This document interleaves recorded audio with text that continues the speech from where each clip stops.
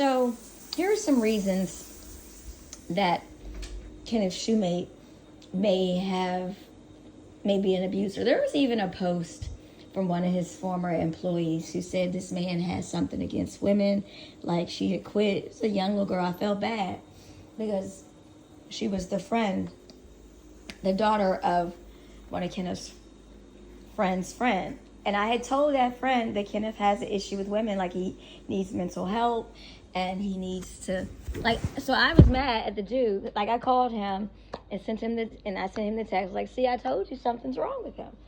And this dude gonna say, yeah, that's my boy's daughter. Why? And so I get mad at him. Why would you send a little girl to work for him? But anyway, what was I talking about? Oh, we're back to that Kenneth guy. So this same friend has told me that he believes that Kenneth's mother used to pimp him out for crack. Because Kenneth has similar symptoms to one of his friends that happened to. Like similar trauma or whatever is wrong with the dude.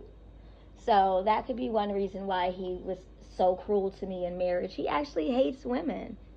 Unless they're like his cousin or aunt or something. Like you can tell he despises women, and that's because he hates his mother. He won't talk to her.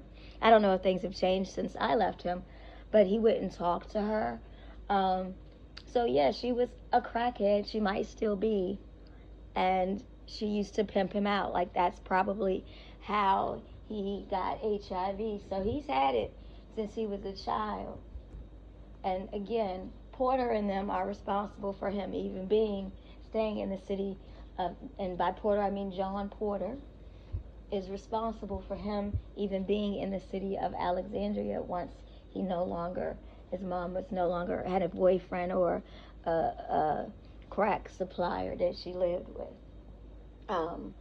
There's Jack. He owned a pet store on the west side. He's responsible for Kenneth.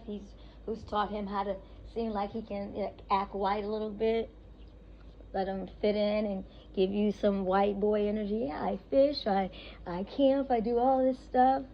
And he probably learned all that from Jack, who took him in. Because Kenneth's mother was so crazy. I'd never met her. And Jack, who Kenneth calls his Jewish dad, he told me don't ever meet her. This is how crazy the woman was. Kenneth comes home to whatever apartment the man she's fucking lives in.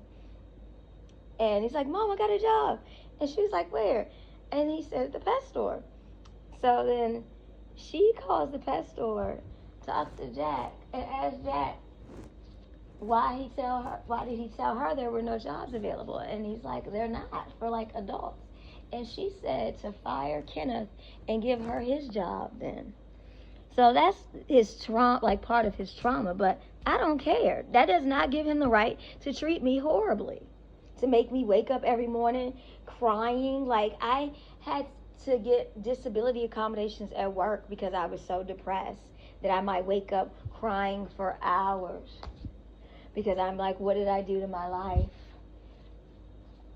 I'll give more details later, but I've tried to forget most of it. Maybe I'll post some phone recordings or something. It was legal. I don't know what y'all act like I'm not a lawyer. In Virginia, you do not need consent to record another person. By the way, Apple, you need to get that fixed because if I'm in the state of Virginia and I want to record someone, I'm allowed to do it without their consent. And your new feature on iPhone, which I pointed out, first, this is illegal because you aren't telling people that they're being recorded because I tested it with my sister. Now you tell people they're being recorded, but I am, and what do you think? I'm in Houston. Like, you can't tell where I am to know that. I don't even know if Houston is a one-party consent state, but how are you now requiring that I inform the other person that they're being recorded? Y'all, what do y'all have, kids running that place too? Y'all are so dumb.